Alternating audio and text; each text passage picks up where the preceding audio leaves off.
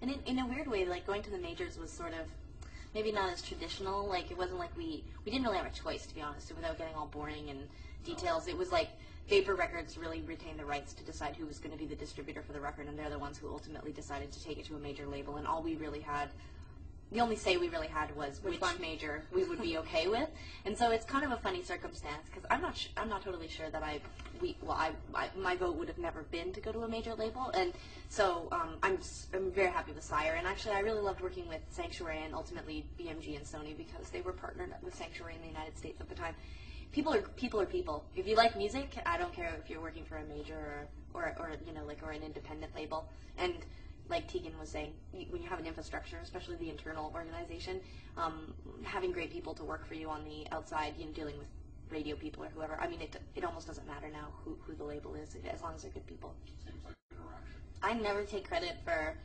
I mean, this is purely the accident of the internet and the organic kind of growth, like you say, like this sort of like acceleration of like us, the artists, being able to suddenly go around you, the media, and talk directly to the people who we once depended on you to contact for us and communicate a message. And for a long time, again, much like our decision to work with an independent label, we couldn't, with our first couple albums, we weren't doing television, we weren't doing radio, maybe the odd college thing or whatever, but we were suddenly able to talk to the 10 kids that liked us, or the 50 kids that liked us, or the 10,000 kids that liked us. And so we were able to like really come across like really natural and exactly who we were. We weren't being filtered through a media outlet or a radio station or sound bites. And it was a really sort of it was accidental that we were able to create this really open communication with the people that liked our music. And now it would be difficult, I think, to go like, oh, never mind, you guys do it. You take it and you bring it to the people. Shuttle it to the people how you think it should be. Now we're like, forget it. Like, I want people to know us right from our mouths. But then you also start to branch off into this other world where you let people critique you and sort of twist you into their light, and now it's like we have all of that. If you really want to just watch us pontificate on our YouTube channel and act weird and spazzy and whatever, you can do that. And if you want to read something in like the New York Times, like we have that. So it's great because there's like all these different perspectives. Of course, yeah. I think we learned really early on that there was an incredible power, and there's also incredible comfort.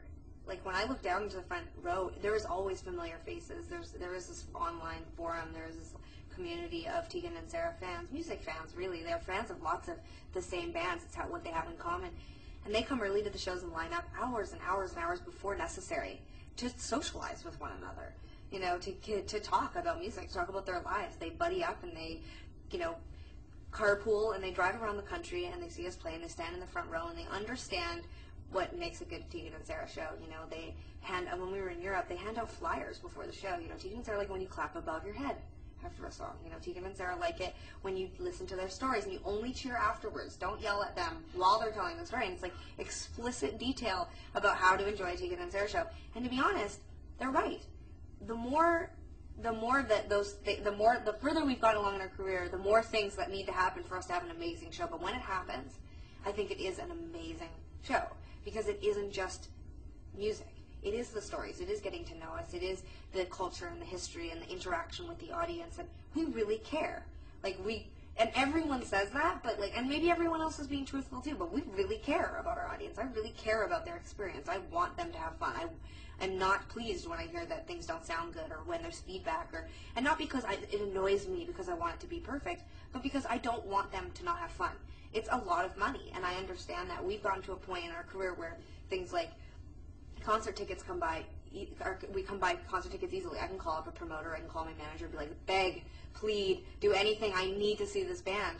Most people can't do that. Most people have to stand in line or go on the internet and enter the access code and go through the questionnaire and go to will call and pick up tickets, and it's irritating and it's hard, but it's also part of the process, and it's part of the journey to see the band that you love. And I want to make sure once they get into that venue that they have a good time. And so I think Sara and I have proactively stayed in touch on the forums and stayed in touch in terms of giving them content and updating our blogs and doing these weird TV shows. And it all seems very self-indulgent and narcissistic probably to somebody who doesn't understand. But for someone who really understands Tegan and Sara band culture, they know that TeganandSaraBanter.com makes a lot of sense. We tell a lot of funny-ass stories, and we don't tell them a lot, or we don't tell them repeatedly. So when you hear a story that's really funny, it's probably the only time you'll ever hear it live because we don't like to repeat stories. And so that site makes a hell of a lot of sense if you really think that we're funny and interesting. And if you don't, you can still listen to the music. I mean, it's not like they're not mutually exclusive, right? That's right context, right?